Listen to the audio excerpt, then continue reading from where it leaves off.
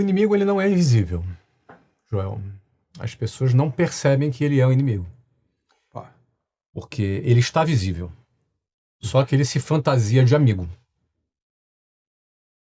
Ele se coloca como se cuidasse dos interesses das pessoas, mas na verdade ele escraviza as pessoas. Ele se comporta como se ele pudesse dar segurança e garantias para as pessoas, mas na verdade ele é a garantia da pobreza para as pessoas. E eu estou falando do sistema. Parece uma coisa meio, uma entidade meio... Sistema. O que é o sistema? O que é o sistema? O sistema é a engrenagem de como as coisas funcionam. O sistema começa com um modelo educacional, que é seguido do emprego e que é seguido da previdência social. Esse é o sistema. Isso tudo nessa camada se apresenta como a solução e a garantia para as pessoas. O sistema educacional padronizado pelo MEC é muito ruim, é muito fraco, é muito defasado, então ele não tem condição de dar garantias para as pessoas, ao contrário, é uma máquina de desigualdade social. Aliás, quem tem acesso a uma educação melhor, porque o pai pode pagar, não aquilo que o Estado oferece, tem vantagem. E eu percebi isso cedo quando fui fazer um concurso público, e vi que eu estava muito atrás, embora eu fosse um dos melhores alunos da escola pública. Então eu, com 13 anos de idade, fui fazer um concurso público e eu era um dos melhores alunos da turma. Me dei conta que eu era um dos piores daquele concurso. Então eu me senti enganado. Eu estava seguindo uma cartilha à risca e, de repente, sendo um dos melhores alunos daquela cartilha, eu me tornei um dos piores naquele concurso. E não só não fui aprovado naquele concurso, como eu quase fui reprovado na 8ª série, porque minha mãe deu o salário dela inteiro para pagar aquela escola para mim, e eu não só me deparei com o meu fracasso, mas eu me senti enganado, já com 13 anos. Mas como assim? Porque eu estava numa escola que eu era um dos melhores, como eu posso ser um dos piores aqui? Então estava me enganando lá. Sim. Estava me enganando. Depois, no final por 3 anos eu fiz o mesmo concurso até ser aprovado, mas levei 3 anos. Tirei a diferença, mas foram intermináveis 3 anos. Eu parei de estudar, inclusive, não fui para o ensino médio, porque eu foquei 100% naquele concurso. Sim. E aí depois, eu indo para a escola, eu pegava um ônibus que passava numa rua, que se chamava Avenida Suburbana, no Rio de Janeiro, e essa rua é uma rua cheia de bancos. E eu percebi que, numa determinada data do mês, aqueles bancos ficavam com uma fila interminável, rodando o quarteirão. E eu achava estranho, eram só velhinhos, né? Naquela fila. E uma vez eu perguntei para uma pessoa dentro do ônibus, os ônibus eram lotados, eu em pé, do lado de uma pessoa, eu tomei coragem e perguntei para aquela pessoa do que se tratava aquela fila. E ela falou para mim, aquilo ali é a fila da aposentadoria. Eu olhei para aquela fila da aposentadoria, vi um monte de velhinhos, um calor de 38 graus no Rio de Janeiro, com uma sombrinha, né, com um guarda-chuva, naquele calor, esperando para receber a sua aposentadoria, que certamente era uma mixaria. E aí eu me lembro, quando eu olhei para aquela fila e falei, eu nunca na minha vida vou estar naquela fila. Nunca eu vou entrar nessa fila. Porque aquilo ali é o quê? É a fila do último estágio da vida de quem está dentro do sistema, que é a aposentadoria. E olha que naquela época não é como hoje. Naquela época se aposentava com 50 anos, depois teve reforma da Previdência, passou para 60, depois teve outra reforma, e vai ter outras, porque a conta não fecha. É um modelo falido, é um modelo que promete garantias, promete segurança, mas é um modelo completamente falido. A conta não fecha da Previdência e não vai fechar. É impossível fechar. É uma questão matemática. Então, no fundo, esse inimigo, ele se apresenta como amigo, mas na verdade ele é inimigo. Por que é inimigo? Porque o cara passa 10, 12 anos estudando nesse modelo que é falido, depois ele vai para um modelo trabalhista que explora a pessoa. E aí não é empresário que explora a pessoa, é um modelo que explora. Por exemplo, O funcionário tem o FGTS. O que é o FGTS? Nada mais é do que o dinheiro do próprio funcionário, que é confiscado pelo Estado, e que é obrigado a ficar numa conta a qual ele não tem acesso, e que esse dinheiro fica aplicado e não corrige sequer a inflação. Cara, isso é muito... É um confisco do dinheiro do cara. Não, mas isso aí é um fundo de garantia para te proteger. Ou seja, o inimigo, ele se traveste, ele se fantasia de amigo. Não basta confiscar o dinheiro, não basta não corrigir o dinheiro, tem que inclusive fazer você se ajoelhar para dar graças a Deus que o Estado está te protegendo ainda. E não dá nem para pegar o dinheiro. Não dá para pegar. Você vai ter que comprar um imóvel, ou se for demitido. Tem condições. Assim. Tem condições para você ter acesso ao dinheiro que é teu. Então, cara, eu fico vendo essa situação e muitas pessoas não percebem. O 13º salário não é um salário extra, como a pessoa pensa. Ele é o salário anual do cara dividido em 13. Porque uma empresa faz um orçamento anual. Você faz orçamento na tua empresa? Sim. É anual? Sim. Pronto, então eu vou gastar tanto. É isso. E aí ele pega o salário e divide em 13. Então, em outras palavras, é um empréstimo compulsório que o empregado faz para o patrão. Ou seja, o patrão vai pagar o último salário dele do 13º mês e sem correção. Sem nenhuma correção. E você tem que levantar a mão pro céu, porque estou ganhando um salário extra. Não é salário extra. As pessoas acreditam nisso, mas não é salário extra. E aí entra a Previdência, e por aí vai, os descontos. Para pensar. Não, desconto tem muito. É um desconto descomunal. É descomunal. Descomunal, o desconto. E aí, se o cara ganha 10 mil reais, ele vai ter uns 3,5 de desconto. Aí ele recebe 6,5 na mão. Só que é o seguinte, ele custa para a empresa 19. Isso. Porque o salário dele é 10, a empresa gasta 19. Ele recebe 6,5. Só que dos 6,5 que ele recebe, Joel, metade do que ele vai consumir é imposto.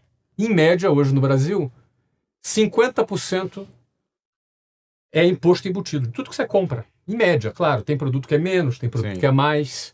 Exemplo de carro, por exemplo, né? Carro é uns 40 e poucos por cento, 45%, mais ou menos, né? Eu não lembro de cabeça aqui, mas é 40 e poucos por cento.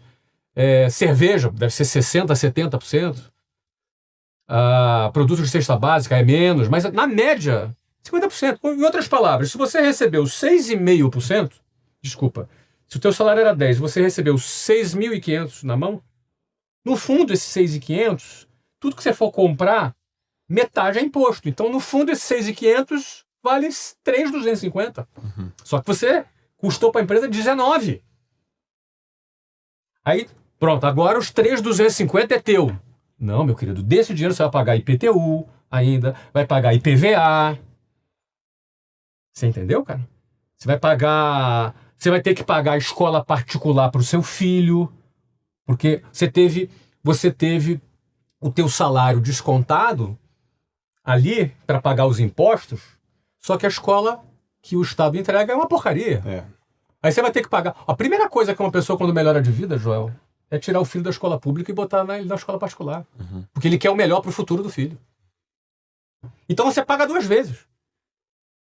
Aí você já pagou por segurança pública, mas o Estado sequer tem controle do território, porque tem bandidagem, tem PCC, tem Comando Vermelho, você tem um monte de facção que domina, porque o Estado não tem controle sequer do território, de muitos lugares. E aí você tem que pagar segurança. Aí você vai morar num condomínio fechado, vai pagar um carro blindado, você vai pagar seguro. Mas aí é o seguinte, você pagou pelo SUS.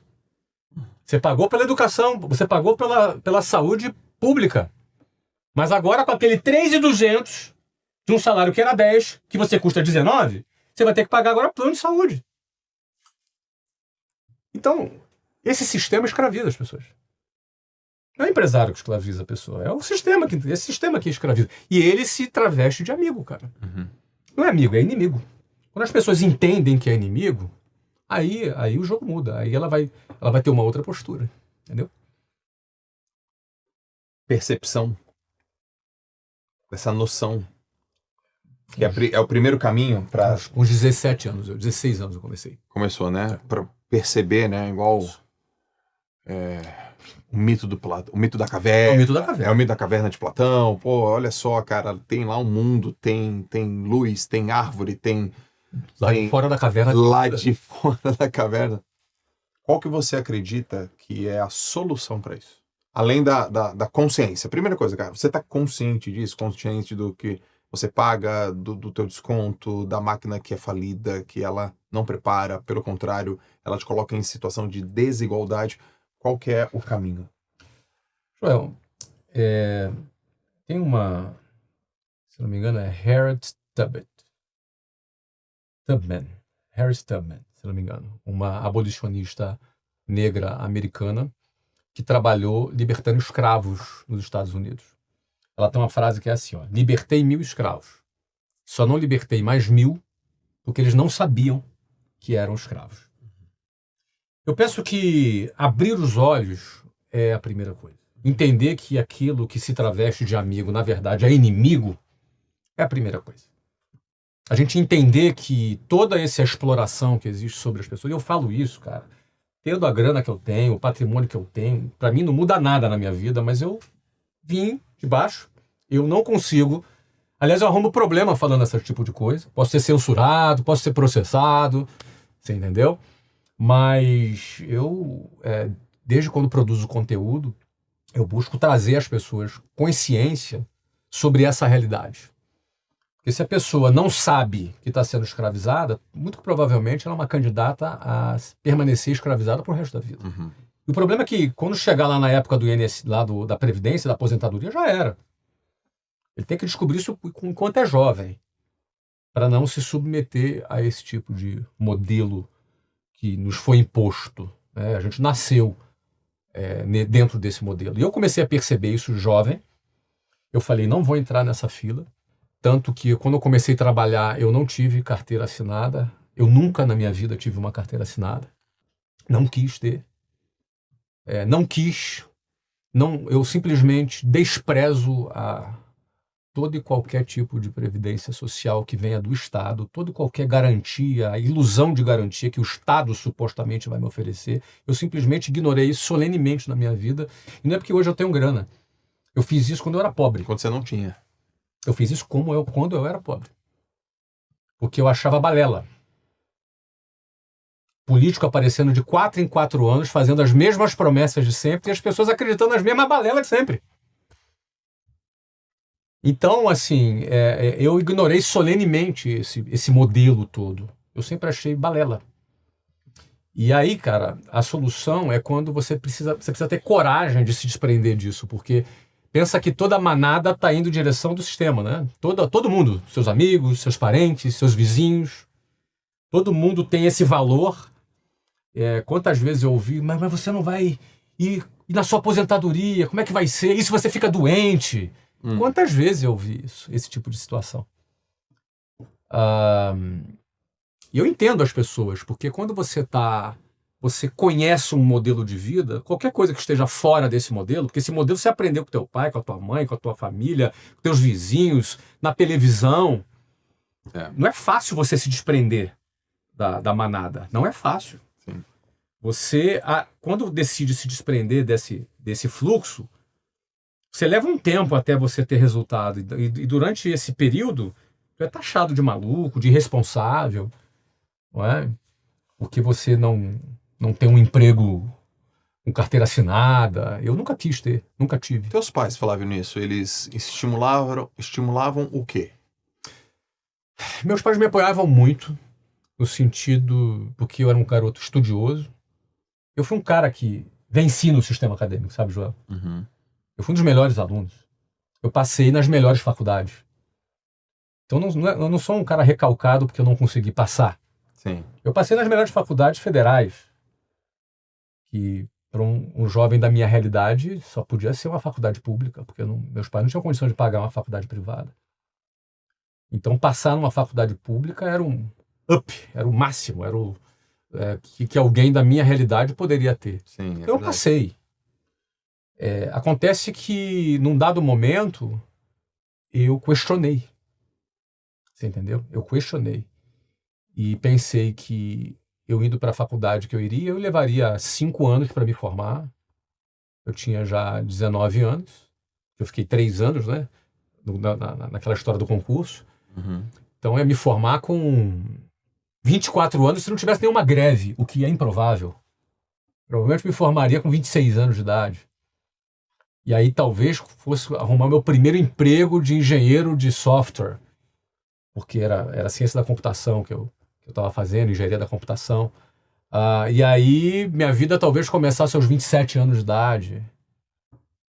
E quando eu conheci a área de vendas foi uma área que me deu a seguinte mensagem: eu vendo, eu ganho. Pronto. Então depende de mim. Sim. Pô, depende de mim, eu não dependo do sistema mais. Não, mas não tem nenhuma segurança. Mas o sistema, da qual segurança? Estabilidade não existe. Começou aí, essa minha frase. Uhum. Qual a segurança que o sistema me dá? Segurança de que eu vou arrumar um emprego e no final vou me aposentar pelo INSS? Isso para mim é tenebroso. Isso para mim não é risco, é a certeza de um caminho em que eu vou sucumbir à mediocridade na minha velhice.